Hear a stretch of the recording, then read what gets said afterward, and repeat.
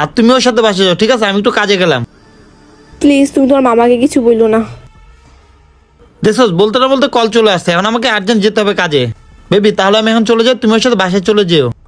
আচ্ছা ঠিক আছে। আচ্ছা, ওর সাথে যাও। আর ভাই না, তোর মামি কিন্তু প্রেগনেন্ট, তুই কিন্তু ওকে একা ছাড়িস না, ওকে যেভাবে কষ্ট করে বাসায় একটু দিয়ে আসিস। আচ্ছা মামা ঠিক আছে, তাহলে তুমি যাও, আমি মামিকে বাসায় দিয়ে আসছি। তো মনি, তুমি ভাইগনার সাথে বাসা যাও, আমি তাহলে কাজে গেলাম। আচ্ছা ঠিক আছে, বাই। Okay, by. আচ্ছা মামি ঠিক আছে, চলো তাহলে। মামি আমি কিন্তু সবই দেখছি, সবই জানি। আপনি কিন্তু প্রেগনেন্ট না, আপনার পেটে কিন্তু আপনি বেলুন দিয়ে রাখছেন, বুঝতে পারছেন? আপনি আমার চোখ আপনি ফাঁকি দিতে পারবেন না। তখন আপনি মামার সামনে চুপ করে থাকতে বলছিলেন, তাই আমি চুপ করেছিলাম। তা না হলে আমি মামাকে সব বলে দিতাম। সত্যি করে বলেন, মামাকে এতদিন আপনি কেন বোকা বানাচ্ছিলেন? না হলে কিন্তু আমি সব মামাকে বলে দেবো। ঠিক আছে সালমান, তুমি যেহেতু সবকিছু জেনেই ফেলছো, তাহলে বাবা আমি তোমাকে সবকিছু বলতেছি। তুমি আবার কাউকে বইলো না সালমান। আমি তো নয়নকে কখনোই ধোকা দিচ্ছিলাম না, আমি তো নয়নকে অনেক ভালোবাসি, আমি চাই না ও কখনো রাগ করুক আমার উপরে।